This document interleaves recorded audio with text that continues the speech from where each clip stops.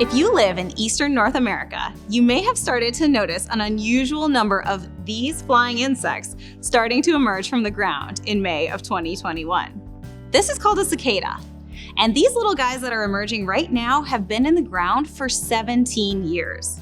If you live in an area where 17-year cicadas have been emerging, you probably notice lots and lots of cicadas coming out of the ground, not just a few.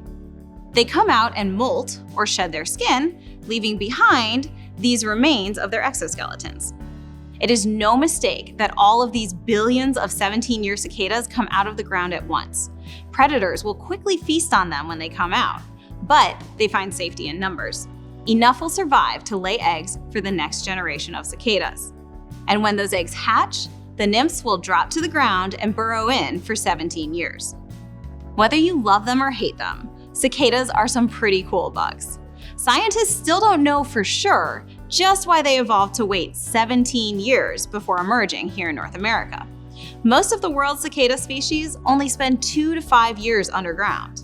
And despite being pretty clumsy flyers, their wings have some really cool natural technology. They have these nanoscale-sized features that make them hydrophobic. That means they repel water.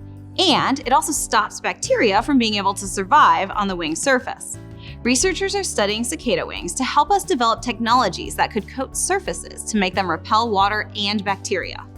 So, have you seen any cicadas this year? What do you think is the most interesting thing about cicadas?